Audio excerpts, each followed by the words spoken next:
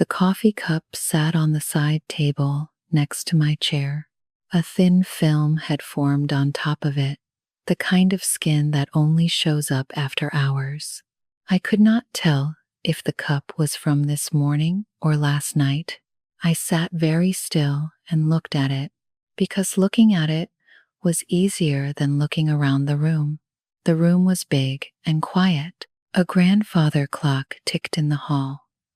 A wool rug, soft and old, stretched under my feet. I rubbed my thumb along the strap of my purse, the cheap leather one I'd bought at a Target in Greenville before I drove up. My Subaru was parked on the street. The Subaru was 2008 and needed a new alternator, which I could not afford yet. I thought, if I take this job, I'm the one who throws that cup out, not the one who drinks it. That single thought told me everything about the life I was about to step into. The interview was for a live-in housekeeper. The Craigslist ad had been short. References preferred. Quiet household. The address was a Tudor house in a wealthy suburb of Charlotte. The mailboxes on this street were brick. Some had tile inlays. My Subaru looked smaller and older the longer it sat at the curb. A woman walked in. She was in her late 60s. She wore soft cashmere, gray, and a pair of leather flats that probably cost more than the cash in my checking account. Her hair was white and short. She looked at me the way a person looks at a list. "Mira," she said. "Yes, ma'am. I'm Eleanor Whitcomb. Please sit. You are sitting. Good." She did not smile, but she did not frown either. She asked short, exact questions. How long had I cleaned houses? Could I cook simple meals? Did I have a driver's license? Did I smoke? "No, ma'am," I said. "Have you cared for an older person before?" I lied a little.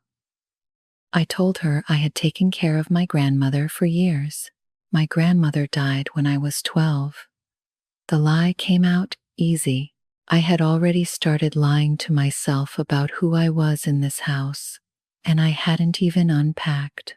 A small movie played in my head while she talked. 1 year ago, a small office in Greenville, divorce papers, a husband who left me with $4,200 in credit card debt, and a dead Subaru battery. I did not say his name in my head. I had stopped saying his name out loud at all. "The pay is $1,800 a month," Eleanor said. "Room and board are included. You'd live in the small bedroom off the kitchen." I did the math. 1 year and the debt would be gone. "It's just temporary," I told myself. The phrase felt good. I would say it again many times. "I'll take it," I said. "Walk with me," Eleanor said. She led me through the house. Each room had a different kind of silence. We passed a long dining room, a study with leather chairs, a back staircase. Near the staircase was a small reading room. A man was sitting inside, a paperback open on his knee. "This is my younger son, Theo," Eleanor said. "He's staying with me for a while." Theo looked up. He was 32, maybe. Thin, but not weak. He had a long pale scar across the knuckle of his right index finger. He said, "Hi." "Hi," I said. That was the whole conversation. Eleanor turned to keep walking. I followed, but before we left the doorway, I glanced back. Theo was still watching me, not the way men sometimes watch women, slower, like he was trying to remember something he had forgotten. That night, I sat on the small bed in the small bedroom off the kitchen. The mattress was firm and clean. A radiator clicked. I had a duffel bag and a phone charger and not much else. Earlier, on the way to my room, I had passed Theo in the hallway. We talked for a minute about the weather. He mentioned, in passing, that his father had died in 2018. Both of us came home for that, he said. He didn't say more. I didn't ask. I lay in bed and thought about it. Both of us came home. Theo had been home before, when his father was dying, and now he was home again. Why had Theo returned home this time too? 6 weeks later, the routine had set its shape. I woke at 6:30. I made Eleanor's breakfast in the big kitchen. Greek yogurt, a single slice of dry toast, half a grapefruit. She read the Wall Street Journal at the table and rarely looked up. When she finished, she would say, "Thank you, Mira," in the same flat tone, as if reading the words off a page. Preston, the older son, lived in a glass condo in downtown Charlotte. He showed up only on weekends, in tailored sweaters and shoes that squeaked on the wood floors. He called Eleanor mother and called me nothing at all. He spoke to me only when he wanted more ice in his drink. Theo had slipped out of the schedule. He didn't have a job. He didn't have visitors. He drank black coffee and read in the backyard. He nodded when he saw me. Sometimes he asked how I was.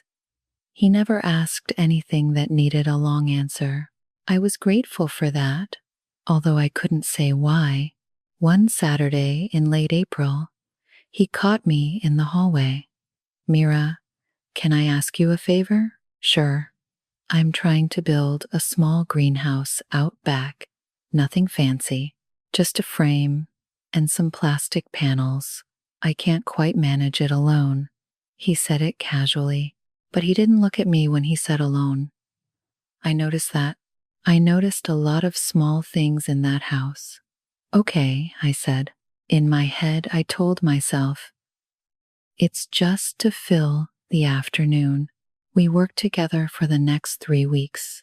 Theo carried less than I did. He stopped more often.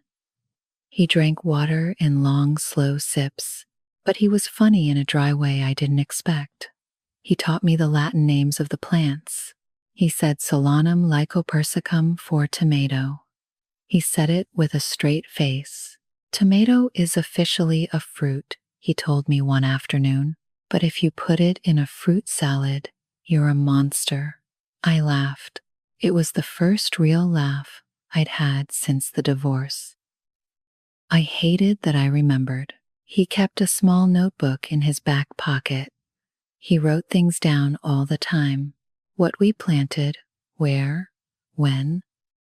Sometimes he handed me a glass of water and his hand shook. I pretended not to see it. I was good at pretending not to see things. I had spent a year not seeing things. Theo never asked me about my ex-husband. I did not understand at first why this felt like a kindness.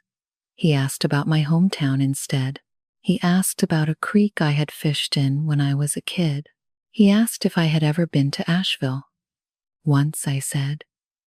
"On a school trip." "You'd like it now," he said. "There are old places up there that grow things you can't grow anywhere else. Maybe one day." He smiled at the dirt. "Yeah, maybe one day." Late one evening, I caught him on the back porch alone. He was vaping. The vape smelled like vanilla. He saw me and gave a small shrug. "I quit cigarettes 10 years ago," he said. "Started this last year. Don't tell anyone." "I won't." He looked at me a beat too long. The porch light made his face look softer than it was. "You don't talk much," he said. "I like that. I'm paid to be quiet. You're paid to clean. Quiet is free." I walked back to my room. Something shifted in my chest. I pushed it down. He's the employer's son. I'm the help. This is just the afternoon. The phrase was starting to sound thin, even to me. I told myself I shouldn't let my guard down. I'd let it down once before, with my ex. and it had cost me $4,200 and a year of bad sleep. I knew how to figure out a routine. I knew how to put up with quiet. I did not know how to be careful around a man who looked at me like that and asked nothing. The next morning, I walked into the kitchen and found Theo struggling with a glass jar. Pickles, an ordinary thing. He held the jar in both hands against his chest. His right hand shook. He set the jar down on the counter. He picked it up again. The shake got worse. He set the jar down a second time, and his face did something I had never seen on him. Real fear. Quick, then gone. He looked up and saw me in the doorway. "It's fine," he said, too fast. Stiff lid. I walked over. I took the jar. I twisted. It opened easily. "Thanks," he said. He took it back and walked past me toward the reading room. His coffee cup trembled in his other hand all the way down the hall. I watched him until he was out of sight. The smell of vanilla was still on his sweater. The pickle jar sat between us on the counter. I closed it again, slowly, and put it back in the fridge. It was late May when I found the bottle.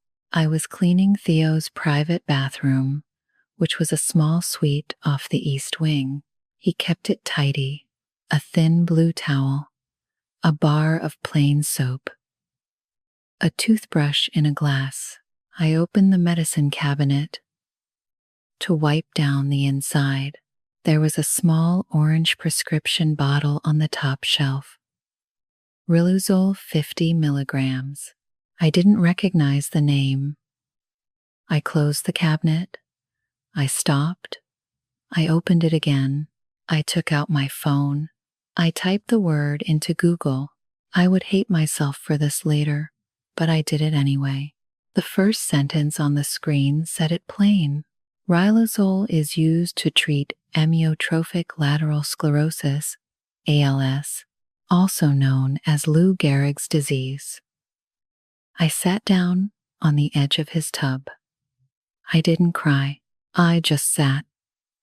Everything snapped into place, in a way. I wished it hadn't. The shaking hand. Theo tired after 20 minutes in the yard. Eleanor watched him when he didn't notice. Preston spoke to him slowly, the way you speak to someone already mourned. He had returned home to die in his childhood house. The sentence formed in my head, fully made. I put the bottle back exactly where it had been. I lined up the label the way it had been. I finished cleaning. I wiped down the mirror twice because my hands needed to keep moving. I went downstairs. I avoided him for a week. I found 100 reasons to be in another room. He noticed. Of course he noticed. On the 7th evening, he knocked on my bedroom door, but didn't come in. He sat on the floor in my doorway. He didn't cross the threshold, and that small choice meant more to me than I'd like to admit. "Did you find something in my bathroom?" he said. I nodded. He gave a half smile. "Sorry, I should have hidden it better. Or, told you. How long?" Diagnosed in November. Symptoms started about a year before that. "How long do you have?" He looked at the carpet. "They say 2 to 4 years. Mom thinks I'll prove them wrong. Preston wants me in a clinical trial up in Boston. I don't want trials. I want a greenhouse." I held back tears, although I'm not sure why I bothered. "I'm sorry." "Don't be," he said. "I came home because I wanted to die in the house I was a kid in. I didn't expect." He stopped. He didn't finish. I knew what he was going to say. I didn't ask him to finish it. He stood, slowly, with one hand on the doorframe. "Good night, Mira. Good night." He left. I sat on the bed, and listened to my own breathing for a long time. That night I told myself, in the dark, the same things I had told myself every night for 2 months. He's still your employer's son. You're still the help. He is also dying. Whatever this is, it can't become anything. I had been hurt once. I had decided, somewhere quiet, never to choose anything again. The next morning, I walked out to the yard. Theo was already there, kneeling next to a row of seedlings. He looked up. "We should plant the basil before June," he said. "Okay." We worked as if nothing had happened, but something had cracked open between us, and we both knew it. That night, walking back to my room, I passed the reading room. Eleanor was standing in the doorway, still as a portrait. The lamp behind her made a long shadow on the rug. "Mira," she said, "would you have tea with me tomorrow morning, before breakfast?" It was phrased as an invitation. It was not an invitation. "Yes, ma'am," I said. I went upstairs. I lay in bed. I did not sleep until almost 4. I came downstairs at 6. Eleanor was already in the kitchen. The kettle had just clicked off. She poured Earl Grey into 1 cup. Just 1. She did not pour a second. She gestured at the chair across from her. I sat. There was no cup in front of me. The whole power of the conversation lived in the empty space on the table. I noticed. She wanted me to notice. "Theo told me you found his medication," Eleanor said. Her voice was slow and level. I nodded. "He's also told me he's fallen in love with you. He told me last night. I didn't know what to do with my hands. I put them flat on my lap. I'd like to be honest with you, Mira. I'm not a villain in this story. I love my son. I want him to be loved, but I want you to think very carefully about what comes next." She slid a thick envelope across the table. I opened it. Inside was a typed offer, $25,000 a year, plus everything I needed. A place in this house for as long as I'd like. She didn't use the words wife or girlfriend. She used stay through everything. The contract used even after 3 times. I read the word after twice before I understood. It was a care contract written by a woman who had hired lawyers her whole life. "Why are you offering this?" I said. Her voice didn't change. "Because I know my son. He'll ask you to marry him. He will. I won't say no to him. I want him to have whatever happiness he can. But marriage gives you legal rights to this estate. Preston will fight it. There will be lawyers. It will get ugly while my son is dying. I want to spare him that, and I want to spare you that." I understood then. Eleanor wasn't forbidding the love. She was forbidding the marriage. "What if I refuse?" I said. "Then I'll respect that. I won't fight you, but Preston will. He's already preparing. I need to think." She nodded once. She took a small sip of her tea. I walked out the back door. The grass was wet. Theo was already in the yard, tilting his face toward a basil seedling. 2/3 of his life lived in those leaves. He turned when he heard me. He took a breath. "Mira," he said, "I want to ask you something." I knew. I had known before I walked out. He didn't kneel. His knees weren't reliable anymore. He just said it. He said he wanted to marry me. Not because of his family, not because of paperwork, because he loved me and he was running out of time. His hand shook the whole time he spoke. He was embarrassed about the shake. I was the only one in the world who wasn't. When he finished, I just looked at him. Theo, I said, your mother offered me $25,000 a year to stay without marrying you. He didn't get angry. He looked tired in a different way. Of course she did, he said. And then? Take it. It's a good deal. I'm not taking it. And I'm not marrying you either. His face changed. What? I knew how the words would sound. I said them anyway. If I take her money, I'm a paid caretaker. If I marry you, I'm part of a fight you don't have time for. Either way, I become something. I just want to be the woman who loves you. That's it. No paper. No deal. He swallowed. After. What happens to you? After? I'll figure it out. He looked at me a long time. The wind moved his hair a little. You're stubborn, he said. I learned the hard way. Will you stay? While I'm here? Until you don't need me anymore. He nodded. He fell apart for 1 second. Just his face. Just a small private collapse. And then he put it back together. He put his hand on mine.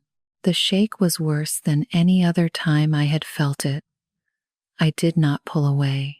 I held my hand still under his and let it shake against my palm.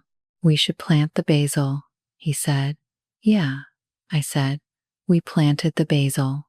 Inside the house, Eleanor stood at the back window. I saw her for one moment between rows. She did not move. She watched, and her face was the face of a woman counting something painful in her head.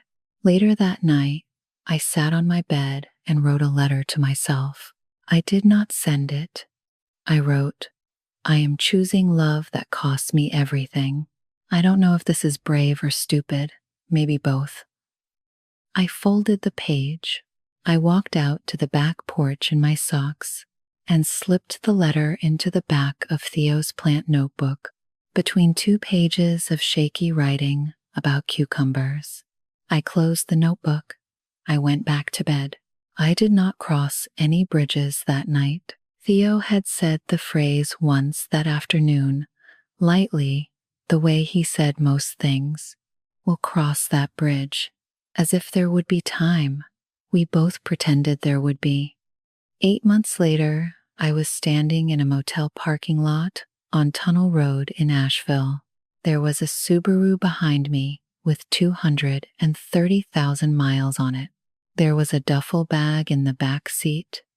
There was a notebook on the passenger seat. It was mid-January, and the first thin snow of the year was just starting to fall. Let me back up. I stayed. I did not take Eleanor's $25,000 offer. I kept my regular maid salary, $1,800 a month, and did the work of 2 roles, housekeeper by day, caretaker by night.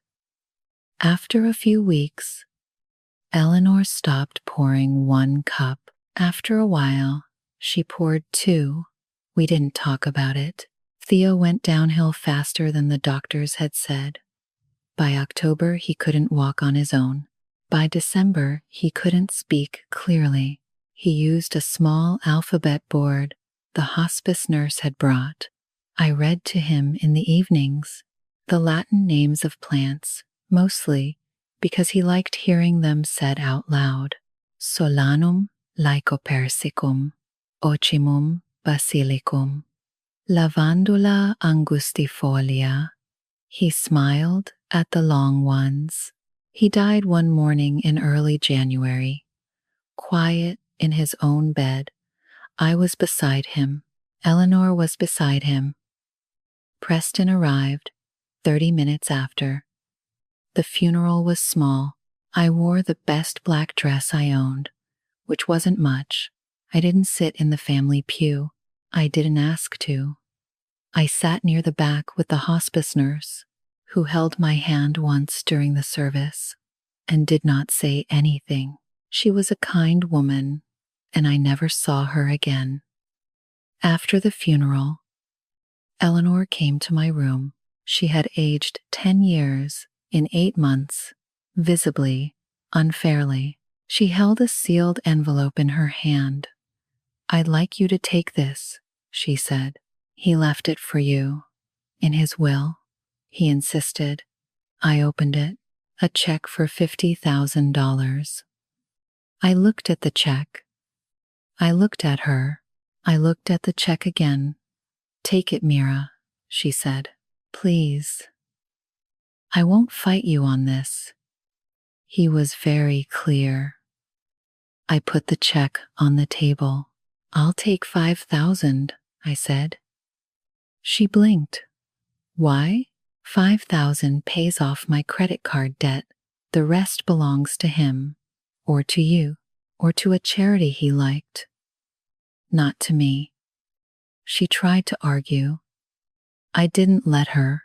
My voice was very small, but very steady. And I think the smallness was what made her stop. "If I take all of it," I said, "I become what your offer would have made me. I want to leave with nothing but what was real." She did not fully understand. She probably never will. But she nodded once. She wrote out the smaller check I asked for. She didn't try again. I packed in under an hour. A duffel bag, the plant notebook, a small, clean stone Theo had picked up in the yard one afternoon and put in my hand for no reason I ever asked about. I had stopped saying it's just temporary somewhere around month 4. I wasn't sure when. I put my keys in the ignition. I drove west out of Charlotte. I went up I-40 into the Blue Ridge. The mountains rose slow and gray on both sides. I had no plan beyond the gas in the tank. Asheville was where Theo had wanted to build a real greenhouse after his family. He had said so on a hot afternoon in May. "There are old places up there that grow things you can't grow anywhere else." I remembered. I drove past a small lot on a side street. B&G Greenhouses. A handwritten sign on the door said "Help Wanted, Inquire Within." I pulled over. I didn't think about it. I walked in. An older man stood behind the counter. A radio played something country and quiet. The whole shop smelled like wet potting soil and pine. "Can I help you, ma'am?" he said. "Are you hiring?" He looked me up and down. "You know plants?" I put Theo's notebook on the counter. I said, "I learned from someone." The old man flipped through the notebook. He did not rush. His finger stopped on a page near the back. There was a row of shaky, almost unreadable handwriting. "Solanum lycopersicum is still a fruit. Don't put it in fruit salad." He read it twice. He didn't ask whose handwriting it was. He didn't need to. He closed the notebook. He pushed it back across the counter. "Can you start Monday?" he said. Yes. I walked out of the greenhouse. The snow was small and quick and didn't stick. It melted on the asphalt as soon as it landed. I stood there a moment. I didn't cry. I didn't smile. I just breathed. I got into the Subaru. I closed the notebook. I drove west on Tunnel Road. The snow kept melting before it could land. That greenhouse man didn't ask whose handwriting it was. He just read "Don't put it in fruit salad" and said, "Can you start Monday?" I wasn't ready for that. And the $5,000, no 55. That's the whole story right there. Do you think she'd take the full check? I almost did. Tell me below and I will read them all. Thank you so much for